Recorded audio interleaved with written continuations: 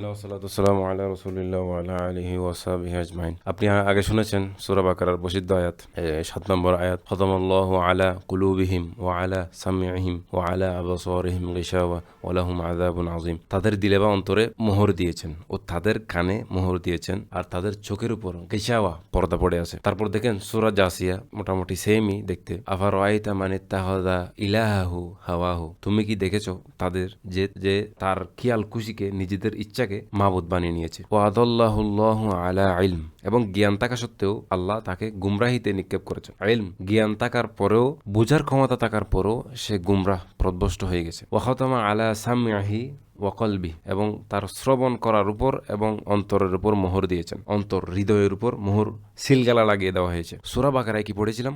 খতামাল্লাহু আলা কুলুবিহিম ওয়া আলা সামিহিম ওয়া আলা আবসারিহিম। এখানে খতামা আলা সামিহি ওয়া কলবি ওয়া জাআলা আলা বাসরি। সাম, সিন, মিম, আইন এবং ওয়াকলব, কফ, লাম, বা, এই দুইটি শব্দ কিন্তু একটু বেশ কমের সাথে এই দুইটি এদিক সেদিক করা হয়েছে। সূরা জাসিয়া শ্রবণ করার কথা আগে, তারপর অন্তরের কথা। সূরা বাকারায় অন্তরের কথা আগে, শ্রবণ করার কথা পরে।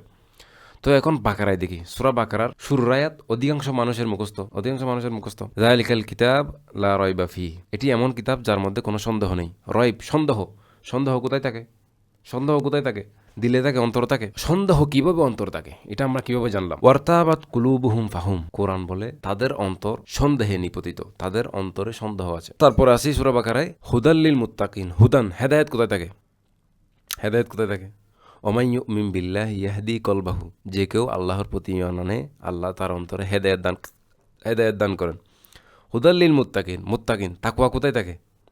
ফাইন্নাহা মিন তাকওয়াল কুলুব। তাকওয়া কোথায় থাকে? তাকওয়া অন্তরে থাকে, দিল থাকে। তারপর সূরা বাকারা ৩ নম্বর আয়াত, আল্লাযিনা ইউমিনুনা বিল গায়ব। ঈমান কোথায় থাকে? অন্তরে।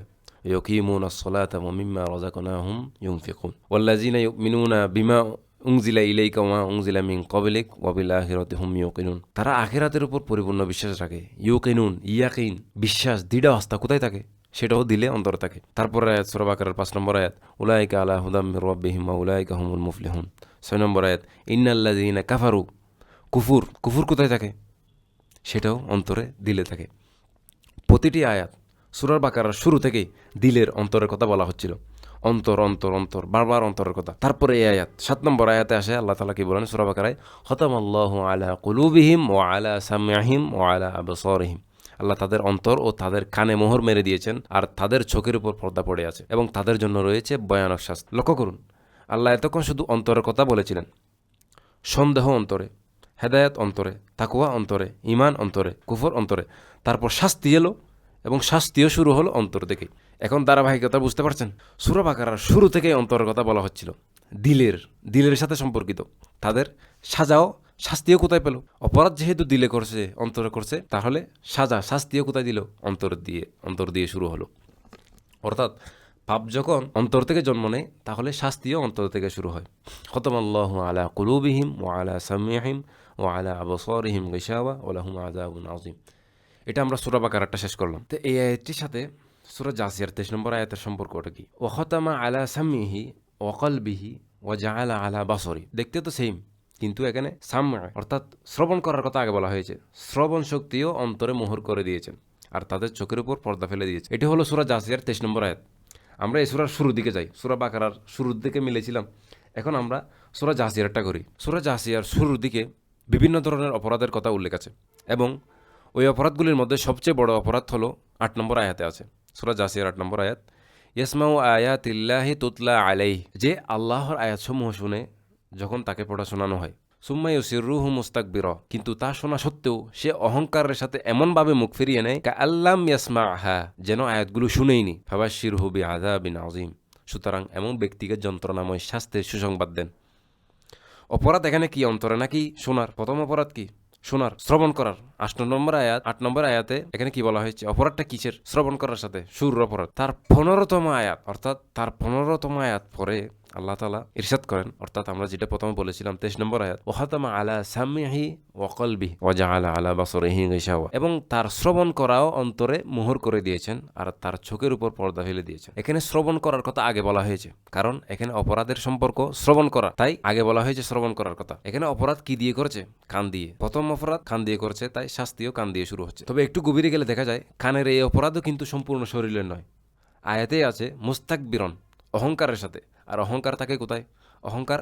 অহংকারের আসল চিত্রটা কোথায়? এটা কোথায় থাকে? অন্তরে। কান শুনেছে কিন্তু অন্তর অহংকার মানতে দেয়নি।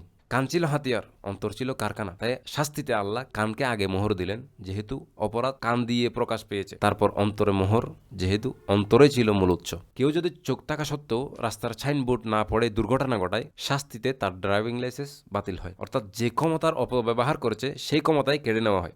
মুফাসসিরগণের ভাষায় এটাকে বলে আল জাযাউ মিন জিনসিল আমল। যেভাবে অপরাধ ঠিক সেভাবে শাস্তি।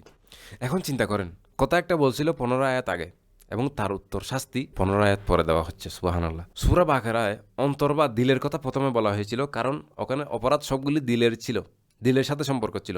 খতামাল্লাহু আলা কুলুবিহিম, তারপরে ওয়া আলা সামিহিম। আর এখানে সূরা জাসিয়ায় শ্রবণের কথা আগে বলা হয়েছে, যেহেতু এখানে অপরাধ কান দিয়ে প্রথমে করছে, শ্রবণের অপরাধ প্রথমে করছে, তাই ওয়া খতামা আলা সামিহি, তারপর ওয়াকলবিহি। সুবহানাল্লাহ।